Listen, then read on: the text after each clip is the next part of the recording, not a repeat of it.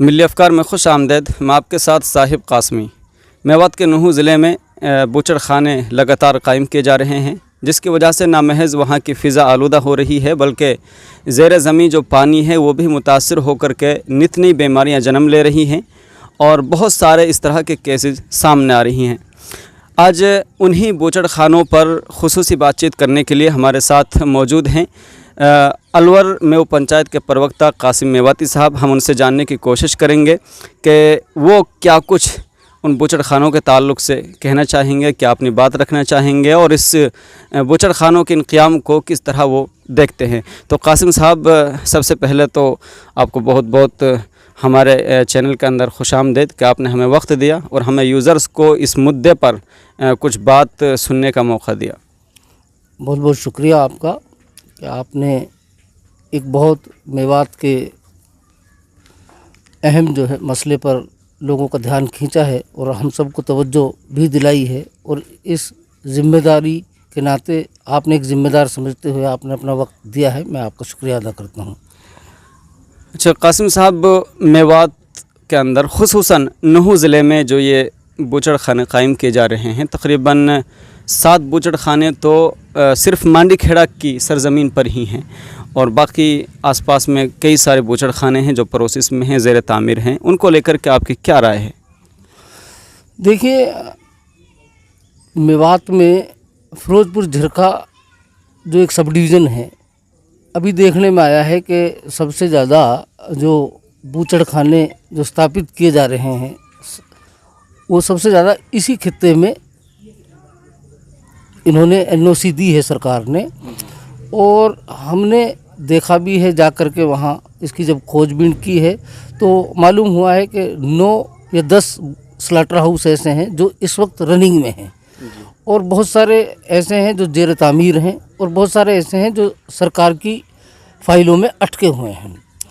अब सवाल ये खड़ा होता है कि बूचड़ खानों को सरकार की यहाँ लगाने की क्या मंशा है, और इस तरीके के जो बड़े बड़े स्लॉटर हाउस होते हैं जिनसे आबो हवा प्रभावित होती है, उनके लिए नेशनल ग्रीन ट्रिब्यूनल का एक बाकायदा एक लॉ है, उसके मुताबिक ये तमाम चीज़ें वहाँ स्थापित हो रही हैं। बड़ी हैरत होती है कि किस तरीके से ग्राम पंचायत द्वारा इनको एनओसी दी गई, लोगों ने इनको ज़मीन दी और ये कायम हो गए। आज वो बड़ी रफ्तार से चल रहे हैं, लेकिन लोगों की आंखें जब खुली हैं, जब इनकी गंदगी को लोगों ने देखा है, और लोग जब इसकी बर्दाश्त करने से या इनकी बदबू से, सड़ांध से, गंदे पानी से, खून से, जब उन्होंने देखा कि इसके असर हो रहे हैं, यहाँ तक के देखा है, खबरें आ रही हैं कि कुत्ते भी मांसाहारी हो गए हैं और उन्होंने बच्चों पर हमला करना शुरू कर दिया अभी पिछले दिन कर। ये बड़ी दुर्भाग्य की बात है। अच्छा कासिम साहब, मेवात एक बहुत छोटा सा एक महदूद इलाका है और आबादी क्षेत्र इलाका है। ऐसे में आबादी वाले क्षेत्र में इन बूचड़ खानों को लाना ये क्या सही है? देखिए, इस तरीके के उद्योग, चाहे वो स्लॉटर हाउस हो, चाहे वो पत्थर के क्रेशर हों, इसके लिए ये होता है कि अगर ज़रूरत है, क्योंकि एक उद्योग नीति होती है, आप उसको अलग नहीं कर सकते सर, चाहे हुकूमत, लेकिन उनका एक बाकायदा कानून है। मुझे बड़ी हैरत होती है जिस तरीके से क्रेशरों के लिए सरकार एक जोन स्थापित करती है कि यहाँ ना आबादी प्रभावित होगी, ना पेड़ पौधे प्रभावित होंगे, ना परिंदे प्रभावित होंगे। यहाँ तक कि इंसान तो छोड़िए, सरकार को परिंदों का भी ज़िंदगी का ख्याल रखना पड़ता है, जब जाके वो स्पेशल जो है इलाकों में क्रेशर जोन बनाती है। तो इन बूचड़ खानों से तो अभी आप वहाँ होके भी आए हैं ग्राउंड रिपोर्ट पे, जो गंदा पानी है वो खेतों में डाला जा रहा है, जो जानवरों के बाक़ियात हैं वो भी खेतों में खुले में डाले जा रहे हैं। और मैं अभी एक वीडियो देख रहा था, मैंने अपने यूज़र्स को भी वो डाली है जलालपुर के सरपंच की, जो एक कर्मचारी को पूरा उससे अवगत करा रहे हैं कि देखिए किस तरह से पानी भरा हुआ है, आसपास के खेतों में फसल नहीं उग पा रही है, उसका जो गंदा पानी है वो तालाबों में जा रहा है। तो जाहिर सी बात है, तालाब में तो अभी आपने जैसे जानवरों का तज़किरा किया है, जानवर पानी पीते हैं, मवेशी पानी पीते हैं, तो ये तो बहुत गंभीर विषय है। फिर सरकार ऐसे कैसे इनको निर्माण की इजाज़त दे सकती? नहीं, देखिए, मेरा कहना इस पर यह है कि ये बिल्कुल, मुझे ऐसा लगता है कि ये मेवात के साथ मुझे कहीं कोई इस बात को कहने में आपत्ति नहीं है, ये कोई बड़ी साजिश का हिस्सा है। जिस तरीके से एक धीमा जहर दे करके लोगों की ज़िंदगी से खेला जाता है, मुझे ऐसा लगता है कि ये कोई बड़ी मंसूबेबंदी है। वरना तो अगर सरकार इसको लगाना चाहती, इसके लिए एक सेपरेट एक जोन स्थापित किया जाता, उसकी सारी चीज़ें होती जहाँ ना परिंदे ना चरिंदे और ना इंसान, किसी की ज़िंदगी के साथ कोई खिलवाड़ नहीं होता। लेकिन अब जो स्थिति है वो ये है कि ये आबादी के बीचों बीच बड़ी तेज़ी से चल रहे हैं। दिन रात चिमनियों से धुआं निकल रहा है, उनकी गंदगी खेतों में डाली जा रही है। जबकि होना ये चाहिए, नॉर्म्स के हिसाब से ये होगा कि आप कोई डंपिंग यार्ड बनाएंगे, उस जगह को कवर करेंगे, वहाँ अपनी गंदगी का ढेर लगाएंगे। लेकिन पता नहीं लोगों को किस तरीके का लालच दे करके लोगों को इसलिए आमादा कर लिया कि आप जी चाहे जहाँ चाहे सड़कों के किनारे डालिए, खेतों में डालिए, खून कहीं बह रहा है। ये तो बिल्कुल गैर मुनासिब और ये बिल्कुल जबरन कार्रवाई हम इसको कहेंगे। और जैसा कि आपने जिक्र किया अभी सरपंच साहब का, कल मेरी उनसे मुलाकात भी हुई है, मैं खुद भी वहाँ जा कर के ज़मीनी हालात मैंने देखे हैं। और अब लोगों में धीरे धीरे इनके खिलाफ एक आवाज़ बुलंद हो रही है। अच्छा, अभी आपने डंपिंग यार्ड का भी तज़किरा किया है। आपने सुना होगा शायद तकरीबन 6 महीना या 5 महीना पहले या उससे कमोपेश ये कंकर खेड़ी के पास भी इस तरह की खबरें शाये हुई थी मीडिया के अंदर कि यहाँ पर गुड़गांव के कूड़े के लिए डंपिंग यार्ड बनाया जाएगा। तो ऐसा तो नहीं कहीं उसके ख़िलाफ़ उस वक्त चाहे गांव लेवल पे ही सही आवाज़ उठाई थी लोगों ने, तो ऐसा तो नहीं कि भी उसको दबा करके अब बूचड़ खाने उससे भी ख़तरनाक चीज़ यहाँ मेवात को दे दी है, जैसा कि आप कह रहे थे कि एक साजिश का हिस्सा हो सकता है? नहीं, देखिए, महानगरों का कूड़ा कहीं भी किसी भी इलाके में, मैं मेवात की बात नहीं करता, किसी भी बड़े महानगर का या नगर पालिका का या नगर परिषद का अगर कोई कूड़ा है तो उसके लिए एक डंपिंग यार्ड आप बनाइए। सरकार के पास सैकड़ों बीघा ज़मीन पड़ी हुई है, लेकिन आप उसको आबादी के बीच में जाकर चिन्हित करेंगे जहाँ चारों तरफ लोग रहते हों। सवाल इंसानियत का और इंसानी ज़िंदगी का है, सवाल सरकार की जिम्मेदारी का है और सवाल और उसकी जिम्मेदारी बनती है कि वो अपनी आवाम के हर हक़ की हिफाजत करे। अगर वो इस तरीके से आवाम के जज्बात को मजरूह करने का काम करेगी तो फिर उसके ख़िलाफ़ लोगों का मुत्तहिद होना, लोगों में इत्तेफाक होना, ये तो बड़ा ज़रूरी है और ये हो रहा है। अच्छा कासिम साहब, अभी आपने तज़किरा किया कि मुझे लगता है कि ये साजिश का हिस्सा है, कहीं ऐसा तो नहीं आपने देखा होगा बरसों से एजुकेशन को लेकर के मेवाती युवा मेवातवासी मांग कर रहे हैं, चाहे गवर्नमेंट कोई भी रही हो, इससे पहले इनोले रही हो, चाहे कांग्रेस हो, चाहे फिर वर्तमान में बीजेपी हो, लगातार हर सरकार से इनका मुतालबा रहा है कि भाई यहाँ एजुकेशन दी जाए, यूनिवर्सिटीज़ दी जाएँ, कॉलेजेस दी जाएँ, स्कूल दिए जाएँ, या फिर सनात व हरफत यानी कारखाने वगैरह दिए जाएँ ताकि यहाँ के लोगों को, युवाओं को रोज़गार मैसर हो सके। तो कहीं ऐसा तो नहीं कि बूचड़ खाने दे दो, जगह सब इनसे पुर हो जाएगी, तो कहते हैं ना कि सांप भी मर जाएगा और लाठी भी नहीं टूटेगी। नहीं, देखिए, मैंने आज भी इस पर कुछ साथियों के साथ चर्चा की है। सवाल जो आप जहाँ जो बात कर रहे हैं वो एक बड़ा अलग एक विषय है, उस पर एक बड़ी गंभीर चर्चा अलग से होगी। यकीनन ये सही है कि तमाम जितनी हुकूमतें रही हैं उनका जो रवैया रहा है, एक सरकार को जिम्मेदार नहीं मानते हम। जी। तमाम लोगों के जहन जो है वो हमेशा उनमें कुछ ना कुछ खराबियाँ रही हैं और उनके जहन ख़राब होने के पीछे कहीं ना कहीं हो सकता है हमारी भी कोई ऐसी चीज़ें उन्होंने देखी हों, हम तो इसलिए। अच्छा चलिए कासिम साहब, ये एजुकेशन के टॉपिक पर हम किसी दिन आपसे पर्सनली इस पर इंटरव्यू लेंगे, लेकिन अभी वर्तमान में जो हमारी मुद्दा है, जो हमारी बातचीत है, बूचड़ खाने हैं, इसको लेकर के नूह ज़िले के अंदर एहतजाज भी हो रहा है और आप भी बराबर उसमें देख भी रहे होंगे। लेकिन जो एहतजाज जिस लेवल पे अभी हो रहा है, जितने लोग उससे जुड़े हुए हैं, क्या आपको लगता है कि ये तादाद या इस लेवल पर ये प्रोटेस्ट काफ़ी हो जाएगा इन पर कदगन लगाने के लिए? नहीं, देखिए, कुछ नहीं होने से कुछ होना अच्छा है जी। लोगों ने, मैं सबसे इसमें जो आपका एक सवाल जो ये है कि जो अब तक हुआ है उसमें को हमको उसमें कमियां या ख़राबियां ढूंढने की ज़रूरत नहीं है। जी बिल्कुल। अगर हम जो अब तक साथियों ने किया है, अगर उसमें हम खराबी या कमी निकालने की कोशिश करें तो फिर हम भी सिर्फ आलोचना करने वालों में शुमार कर लिए जाएंगे। नहीं, इस सवाल का मतलब भी मेरा यही है कि क्या और लोगों को भी नहीं जुड़ना चाहिए इससे? नहीं, मैं आपकी बात को समझ करके उसका जवाब दे रहा हूँ। जी। सबसे पहली बात मेरी जात से खुद से शुरू होती है। कोई भी अगर किसी गलत चीज़ के ख़िलाफ़, जो हमारे लोगों की ज़िंदगी के साथ खिलवाड़ हो या साजिश समझ रहे हैं, चाहे कुछ भी हो, सबसे पहली बात यह है कि हम सबको एक आवाज़ में उसके ख़िलाफ़ पहला कदम उठाना चाहिए। किसी भी चीज़ के ख़िलाफ़ खिलाफत करना पहला कदम है, आखिरी कदम नहीं है। जी। लेकिन ये ज़रूरी है कि अगर हम किसी चीज़ की खिलाफत कर रहे हैं तो ये हम पे सब पे लाजिम है कि कोई ऐसी भी चीज़ हो जो हक पर हो और हम उसकी तरफदारी के लिए सब एक साथ आए।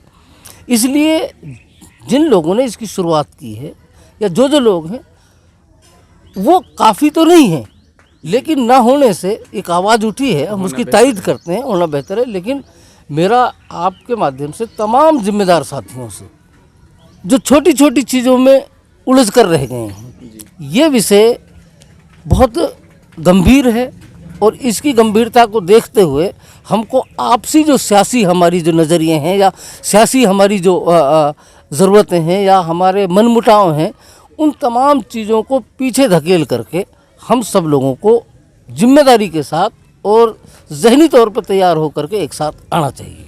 अच्छा कासिम साहब, मेरा एक और सवाल है, बहुत इम्पोर्टेंट सवाल है। मेवात के बहुत सारे सियासी नेता, समाजी कारकुन हैं या दीगर तंजीमों से वाबस्ता वो लोग भी हैं जो वर्तमान में बीजेपी गवर्नमेंट के अंदर किसी न किसी ओहदे पर हैं। तो उन लोगों से, ख़ास करके सियासी नेताओं से आप क्या उम्मीद रखते हैं या आप पर्सनली उनको क्या पैगाम देना चाहते हैं? नहीं, मुझे उनसे ये उम्मीद है कि वो जहाँ उनकी जो सियासी जो ज़मीन है, मेवात उन सभी लोगों की सियासी ज़मीन है, और अगर वहाँ उसकी आवाम के साथ, ज़िंदगी के साथ एक बड़ी मनसूबाबंदी हो रही है या ज़िंदगी के साथ खिलवाड़ हो रहा है, तो उनको पहला उनका फ़र्ज़, इंसानी फ़र्ज़ ये है कि उनको चाहिए कि इसके ख़िलाफ़ वो अपनी आवाज़ को बुलंद करें, चाहे वो हुकूमत के हिस्सा है। लेकिन उनको चाहिए कि वो अपनी ज़िम्मेदारी, तरफदारी करें और इसका बहुत ताकत के साथ विरोध करें। लेकिन मुझे जो अंदेशा है और जो मुझे शक है, जिस तरीके से पिछली दफ़े हमने बहुत सारी चीज़ें देखी हैं, मुझे ये अंदेशा है कि कहीं ये वही लोग ना हों कि जिस तरीके से बहुत सारे कानून ख़ास तौर से हिंदुस्तान की हुकूमत लेकर के आई और वो कानून आवाम की मर्ज़ी के, ख़ास तौर से जैसे वक़्फ़ बोर्ड है, जहाँ से जो मुसलमानों के साथ ताल्लुक़ है, जैसे वक़्फ़ बोर्ड का ताल्लुक़ है, तो यही लोग सरकार ने आगे किए और ये उन कानूनों को, जो कानून हमारी निगाह में ख़राब थे, आवाम की निगाह में ख़राब थे, उनकी खुसूसियतों को जाहिर करने के लिए इन्होंने मजमे लगाए। मुझे अंदेशा ये है कि मेवात की बर्बादी होती जा रही है, हवा में जहर फैलता जा रहा है, गंदगी के ढेर लगे हुए हैं। मुझे ऐसा लगता है कि अगर हुकूमत पर तमाम लोगों ने बहुत ताकत के साथ दबाव नहीं बनाया और शासन और प्रशासन को अपनी आवाज़ बुलंद करके नहीं चेताया, तो कहीं ऐसा ना हो कि ये सरकार के साझीदार, ये सरकार के जिम्मेदार, ये सरकार के ओहदेदार इन बूचड़खानों के फ़ायदे गिनाने के लिए आवाम के बीच में कहीं अपनी बात रखने के लिए ना आ जाए। अच्छा कासिम साहब, एक और सवाल है मेरा। सोशल मीडिया के माध्यम से इस तरह की ख़बरें सामने आ रही हैं कि तकरीबन 100 बूचड़खाने मेवात के अंदर क़ायम करने का इरादा है गवर्नमेंट का, और ये भी ख़बरें सोशल मीडिया के माध्यम से ही हैं कि तकरीबन 50 प्रोसेस में हैं, जिनमें से 21 वो हैं कि जिनको मंजूरी मिल गई है, सिर्फ ज़मीन तलाशी जा रही है। हालांकि वर्तमान में बहुत सारे बूचड़खाने अभी चल रहे हैं, तो ऐसे में ये मेवात वासी, अगर इतनी बड़ी तादाद बूचड़खानों को दी जाती है और इन्हें बंद नहीं किया जाता, तो फिर ये मेवात वासी कहाँ जाएंगे? देखिए, अगर इस तरीके की एक बड़ी चीज़ें जैसा आपने बताया है, जो आपके ज़राए के मुताबिक आपको मालूमात हुई है, ये बहुत घबराहट पैदा करने वाली बात है जी। 8 जो कारखाने या 9 जो चल रहे हैं, उनसे जो आबो हवा में जो गिरावट और जो एक बदअमनी का और जो बदबू का जो माहौल पैदा हुआ है, वो यकीनन बहुत तकलीफ़ देने वाला है।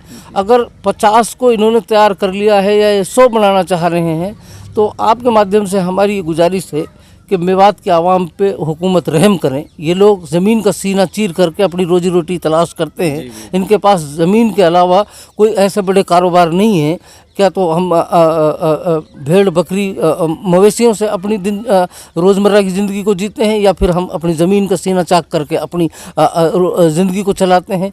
अगर ज़मीनें चली गई और इस तरीके के ये पैदा कर दिए तो एक वक्त आएगा कि इलाज के लिए भी हम लोग तरसेंगे। इसलिए हुकूमत को नरम मिजाज दिखाते हुए कोई एनओसी जारी नहीं करनी चाहिए, और जो एनओसी दे दी गई हैं उनको रद्द करना चाहिए। और यहाँ अव्वल तो ऐसा है नहीं, लेकिन अगर फिर भी ज़रूरी है ये नो जो आपने चलवा दिए हैं, हम ये चाहते हैं आपके माध्यम से कि इन नो को बंद कराया जाए और इनके लिए एक सेपरेट जोन बना करके आबादी से कहीं दूर इनको स्थापित किया जाए, ताकि उद्योग लगाने वालों को भी नुकसान नहीं हो और आवाम को भी राहत मिले। अच्छा कासिम साहब, जिस तरह एहतजाज इनके ख़िलाफ़ चल रहा है, प्रोटेस्ट चल रहा है, आगे तक आला अधिकारियों तक बात पहुंचाई जा रही है।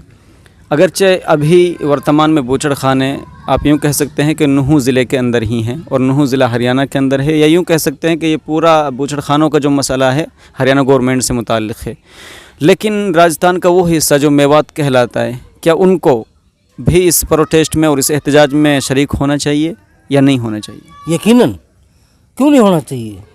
और हमारी निस्बत हरियाणा, देखिए पूरे दुनिया में अगर किसी को केंद्र माना जाता है, ये अलग बात है कि नफरी में तादाद में हम राजस्थान में नूह मेवात से ज़्यादा है, लेकिन चूँकि मेवात को पूरी दुनिया में नूह मेवात के नाम से ही जाना जाता है, इसलिए वहाँ के कैसे ही, और चूँकि वो हमारे नज़दीक हैं, हमारी आपस में रिश्तेदारियाँ हैं, हमारी साझेदारी है, हमारा आमद और रफ्त है, इसलिए अगर वहाँ कोई चीज़ इस तरीके से होती है तो यकीनन वो हम पे भी गलत प्रभाव डालेगी। और रही बात उस आंदोलन में हिस्सा लेने की, तो हमें नहीं लगता कि मेवात में कभी जब भी कोई बड़ा ऐसा मसला आया है, हम कभी पीछे नहीं रहे और इसमें भी नहीं रहेंगे।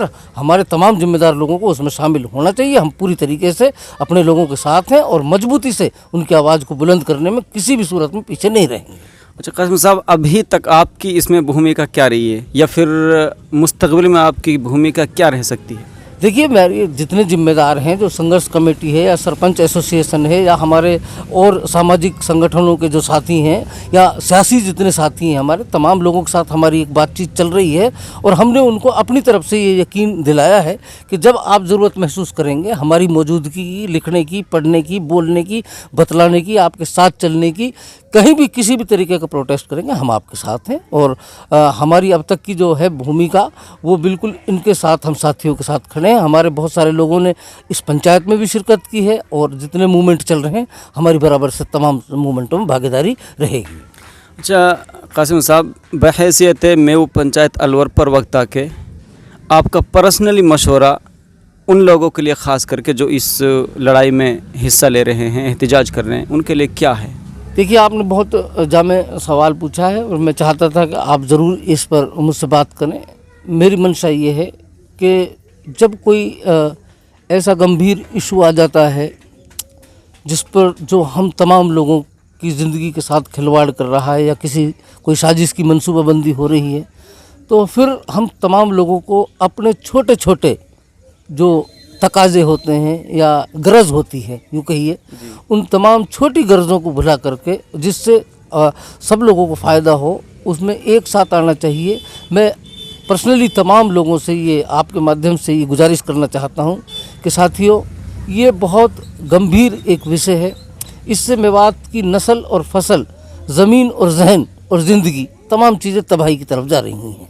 इसलिए मेरी तो मुअद्दिबाना गुजारिश ये है कि जो लोग अभी तक इस आंदोलन से दूर हैं या वो अपने आप को इसका हिस्सेदार नहीं समझ रहे हैं या कोई गलतफहमी के मार्फत उनको यूँ लग रहा है कि हमें छोड़ा गया है, छिटकाया गया है, दोनों में एक कोऑर्डिनेशन होना चाहिए, आपस में समन्वय होना चाहिए और तमाम लोगों को आवाम की जो ज़रूरत है और जो जिस तरीके के हमारी मेवात के जज्बात को मजरू करने की एक कोशिश सरकारों द्वारा, शासन द्वारा या इन स्लाटर हाउस द्वारा की जा रही है, हम तमाम लोगों को एक साथ जिम्मेदारी के साथ खड़ा होना चाहिए और जो जिसकी जिम्मेदारी है वो उसको निभाना चाहिए। इसमें ये कोई क्रेडिट का खेल नहीं है जी, ये कोई नाम नमूद का खेल नहीं है, ये कोई इससे कोई बहुत बड़ी सियासी भूमिका हरियाणा में तय नहीं होने वाली है। अभी हरियाणा असेंबली के इलेक्शन बहुत दूर हैं।